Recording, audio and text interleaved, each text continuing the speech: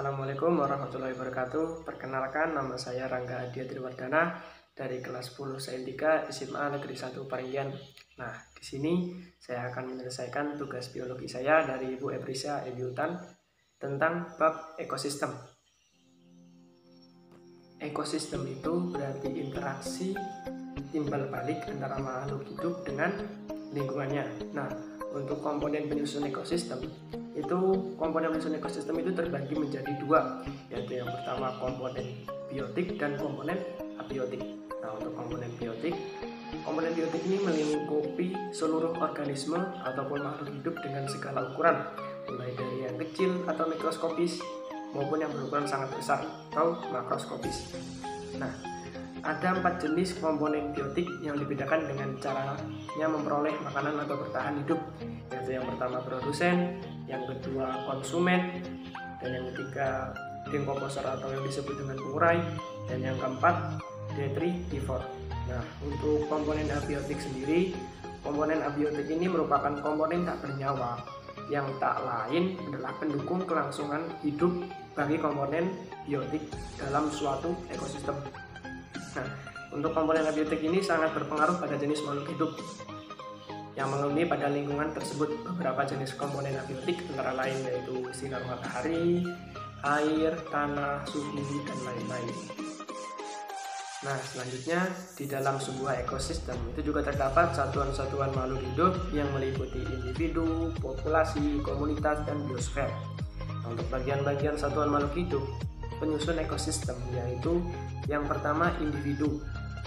Individu adalah makhluk hidup yang berdiri sendiri yang secara fisiologis bersifat bebas atau tidak mempunyai hubungan dengan sesamanya. Untuk yang kedua yaitu populasi. Populasi ini berarti kelompok makhluk hidup yang memiliki spesies sama atau sejenis dan menempati daerah tertentu. Nah, untuk yang ketiga yaitu komunitas. Komunitas ini adalah berbagai jenis makhluk hidup yang terdapat di daerah tertentu atau di suatu tempat yang sama. Contohnya seperti di rumah atau di halaman sekolah.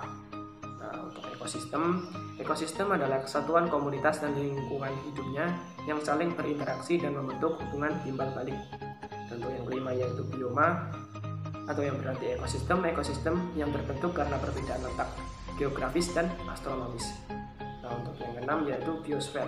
Biosfer adalah keseluruhan ekosistem yang membentuk rangkaian kehidupan di muka bumi.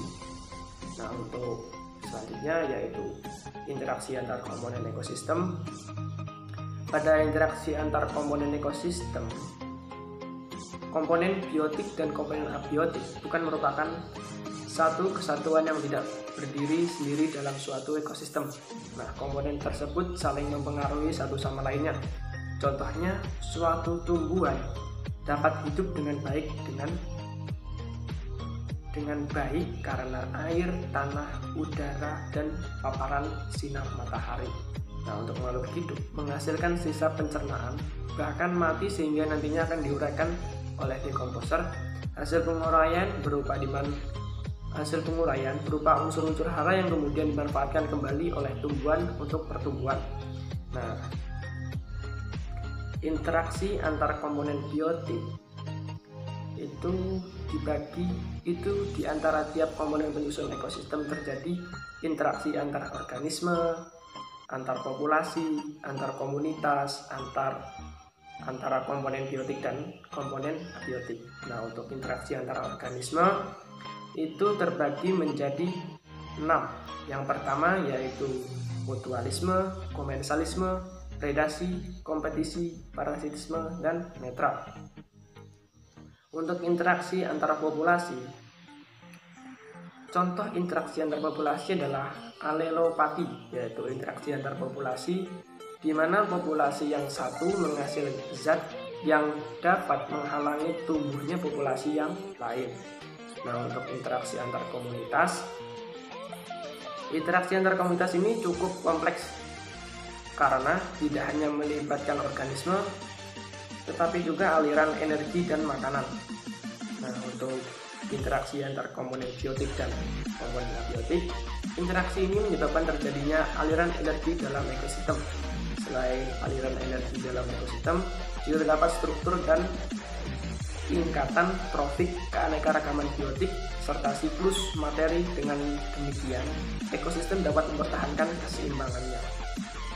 Nah, selanjutnya untuk pola interaksi dalam ekosistem, untuk bagian rantai dan jaring makanan,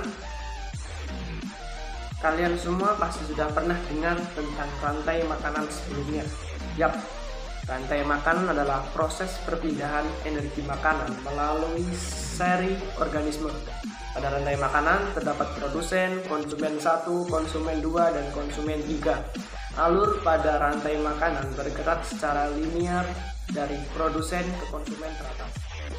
Nah, untuk bagian jaring-jaring makanan, apa sih bedanya rantai makanan dengan jaring-jaring makanan?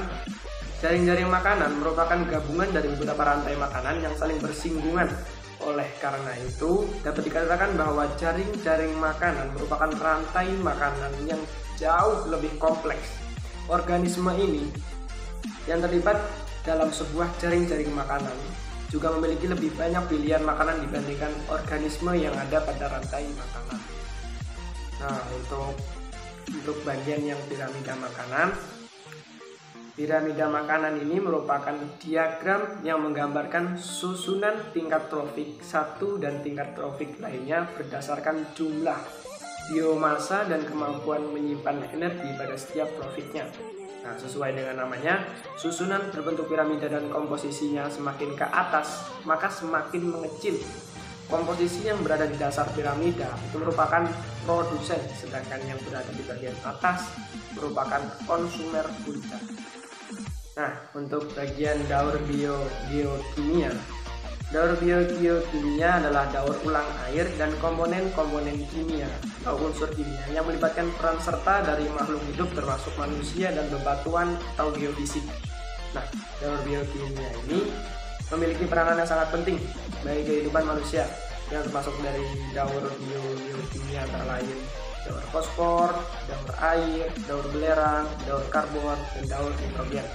Nah, untuk fungsi dari daur biokimia yaitu untuk menjaga kelangsungan hidup di bumi, sebab materi hasil dari daur biokimia ini dapat digunakan oleh semua komponen yang ada di bumi, baik biotik maupun abiotik. Nah, itu saja yang bisa saya sampaikan dari pembahasan bab ekosistem tadi. Bila ada kesalahan kata, saya mohon maaf yang sebesar-besarnya. Wassalamualaikum warahmatullahi wabarakatuh.